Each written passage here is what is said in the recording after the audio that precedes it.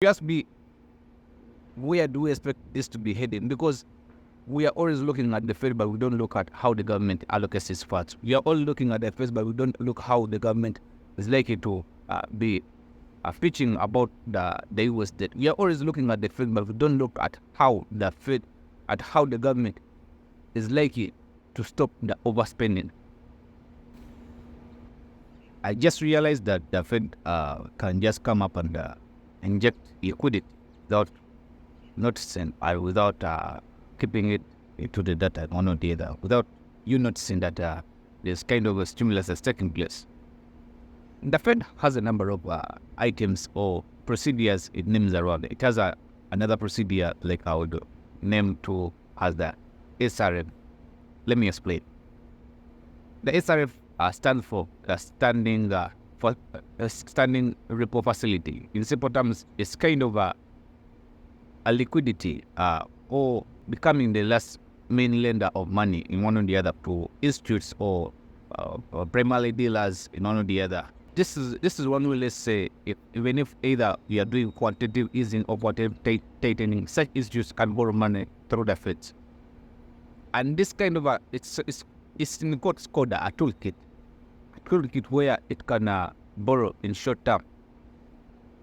However, whenever you see this tool, it's always available, but whenever the Fed responds by lending such money straight to the borrowers, it indicates what we'll be calling a fear of the coming stress into the economy. Such indicator indicates that one or two things. We should try to understand why does the Fed use the SRF or the standing repo facility. We should try to understand that this kind of a tool, it won't notice in the books that you read how the stimulus does. We all know that quantitative easing, that's when the Fed injects money straight into the economy. However, with this kind of a tool, they can inject money straight within a night. Just like they injected 16 billion US dollars in the December 30th, 2025, before we entered the year, into bigger institutes, let's say like banks, shadow banks. We don't have straight data in which kind of institutes that the Fed injected money into, because maybe it will cause any kind of danger one or the other, maybe panic. But this kind of a policy, if Feds continue using such a kind of policy, we may never see things like that are known as coming out saying we are doing QE, unless it's getting worse. Because the way they're fighting future pressure of kind of a category, the way they're doing it, because this indicates one or two things. It indicates that the Fed visibly can inject liquidity without everyone noticing. Just on the end of the repo year, when I speak repo, that's let's say the injection of the money through the SRF. Just the end of the repo year 2025, the Fed almost borrowed over 74.6 billion US dollars to institutes. Plus, by the end of December, when it ended quantitative tightening, it injected over 40 billion through buying treasuries. Meaning, when it was buying treasuries, it meant one or two things. As right now, it has bought over 38 billion US dollars in treasuries. But however, 2026 is estimated to buy at least 220 billion US dollars in treasuries, indicating that this kind of a scenario means one or two things. Whenever you see the Fed Reserve participating in buying treasuries, that means the government needs more money to spend. Or the people who are exactly buying the treasuries are no longer buying treasuries, are either running for things like gold, metals, and maybe Bitcoin, whatever, anywhere else. If you look at the US dollar, how the US dollar has been performing, for the last 6 months, the US dollar has been below 100. The dollar has been falling prominently well low. Actually, the dollar has, just for this year, has almost fallen off by almost, I would say, 10%, 20%, something like that. It all indicates the amount of money that the spending the US government does. We should try to understand that if you ask me what direction the U.S. economy heading to, I have to let you know it's unpredictable in the first place. However, if you ask me, will it be able to solve the U.S. debt? That has no sign or signature or indicator to show that there will be any kind of a form of stopping the U.S. government from spending one or the other. If you look at the U.S. debt that almost rising every after 82 days to 90 days, that rising by over $1 trillion. Today is servicing an interest rate of over $1 trillion in debt. That's just the service interest, one or the other. For those who don't understand how that big is, it indicates that the US dollar is in trouble. That's why today we see the rise of the BRICS.